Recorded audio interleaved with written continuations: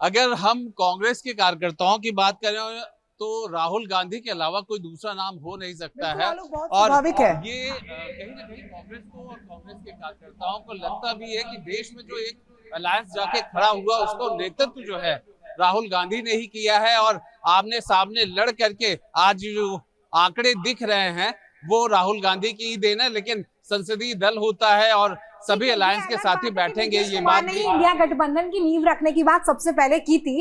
ये भी बताइए जरा आलोक यहाँ पर कि तेजस्वी यादव की तरफ से अंतिम चरण का जो चुनावी प्रचार था उससे पहले एक भविष्यवाणी की गई थी जिसमें यह कहा गया था कि चाचा 4 तारीख को एक बड़ा खेला करेंगे।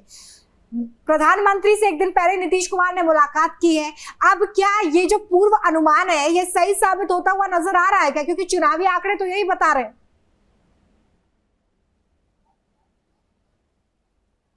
बिल्कुल, देखिए एक बार जब स्थिति बिगड़ती है तो बहुत सारे बयानों के साथ वो तालमेल भी खा जाती है। जिस तरीके से तेजस्वी यादव ने कहा था और आज अगर हम 4 जून की तस्वीर को उस बयान के साथ देखें तो निश्चित तौर पर मैंने आपसे पहले भी कहा कि किंग मेकर वाली जो पार्टियां होती हैं वो बड़ी पार्टियां नहीं होती हैं। वो कभी 100 और 100 से अबव वाली नहीं होती हैं। वो बामुश्किल 10 सांसदों वाली, 12 सांसदों वाली, 15-20 इस तरह के किंग मेकर्स होते हैं जो किंग मेकर्स बनाते हैं। अर्थात प्रधानमंत्री या सरकार कौन बनेगा इस बात का फैसला करते हैं। ऐसे में अगर चाचा की बात की जाए अर्थात नीतीश की बात की जाए तो कहीं ना कहीं अगर पॉलिटिकल गुड़ा भाग को देखें, सरकार बनाने और बिगाड़ने वाली स्थितियों में देखें तो नीतीश का महत्व इस वक्त बढ़ गया है। और ऐसे में तेजस्वी यादव के उस बयान को बिल्कुल जोड़ा जा सकता है। वो कोई काल्पनिक नहीं बल्कि राजनीतिक रूप से समझा जा सकता है। और राजनीति में कहा जाता है कि सारे विकल्प खुले हैं और कहीं कोई राजनीति में दुश्मन नहीं होता है, कोई दोस्त भी नहीं होता है। क्या यही सब राजनीति का पार्ट है? देखिए, राजनीति की जो मेरी व्यक्तिगत परिभाषा वो है कि सत्ता में रहना और सरकार को बनाना ही राजनीति कहलाती है। और सत्ता में कैसे रहना है इसको शायद अब नाम तो लेना ही चाहिए, नीतीश कुमार जी से अच्छा कोई नहीं जानता है।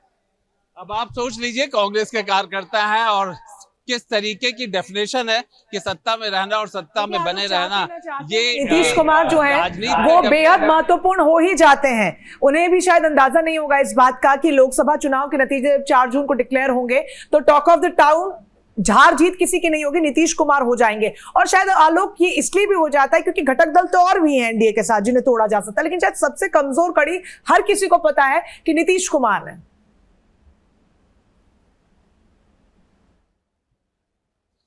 हाँ बिल्कुल, देखिए सबसे कमजोर कड़ी के साथ साथ मुझे लगता है एक शब्द और ऐड करना चाहिए कि नीतीश बाबू जो है बहुत सारे ऐसे प्रयोग कर देते हैं कि जो कभी किसी ने सोचा ही नहीं होता है। इंडिया अलायंस की जो नींव रखी उन्होंने, नींव ईंट की जो मतलब इस नींव की पहली ईंट थी वो नीतीश जी ने ही रखी। ये अलग बात है कि कहीं ना कहीं कुछ मतभेद हुआ या फिर वो कह लीजिए कि राजनीति को थोड़ा पहले पढ़ लेते हैं, उनके कई पन्ने पहले पलट जाते हैं और वो भारतीय जनता पार्टी के साथ फिर वापस से सरकार बनाते हैं और पुनः मुख्यमंत्री बन जाते हैं।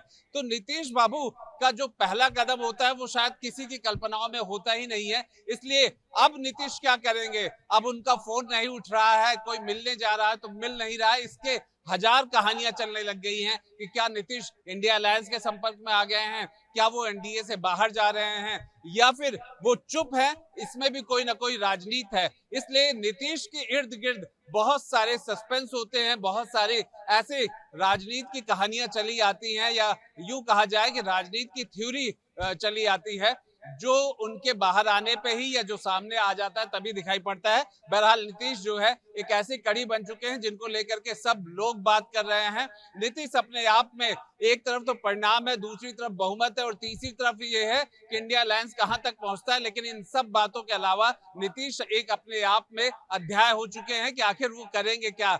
इसे कहते हैं राजनीति कि सारी बातों को लेकर के सेंटर पॉइंट कैसे बना जाता है। और नीतीश ने इससे पहले कई उदाहरण भी पेश किया है और इस वजह से भी नीतीश पर सबकी निगाहें जा रही हैं। अब देखना है नीतीश बाबू का खेल क्या होगा या फिर ये कहा जाए कि तेजस्वी यादव ने जो 4 जून के लिए प्रेडिक्शन किया था कि खेला होगा तो वो आखिर खेला क्या होगा। नीतीश के आगे के कदमों पे या उनके जो नजदीकी लोग हैं उनके कुछ बयानों से पता लग सकता है, लेकिन जरूर पता लगेगा क्योंकि राजनीति में बहुत देर बैठा नहीं जा सकता है। गतिविधियां हैं, राजनीति एक प्रोसेस है जो कि चलता रहेगा। तो परिणाम आएंगे, राष्ट्रपति के साथ वहां से निमंत्रण आएगा, सरकार बनाने के दावे होंगे, इसलिए नीतीश को भी बहुत देर तक बैठे नहीं रहना होगा, उन्हें भी अपने कदमों की जानकारी देनी होगी। लेकिन ये जरूर है कि अब नीतीश बाबू की चर्चा हर जगह हो रही है। जी बिल्कुल, देखिए जिस तरीके से चुनावी नतीजे सामने आ रहे हैं, एक बार फिर से हम उस टैली पर नजर डालते हैं जो ये बताता हुआ नजर आ रहा है कि एनडीए अब 300 के आंकड़े को छूने के करीब पहुंचती जा रही है। हालांकि अभी रुझान है,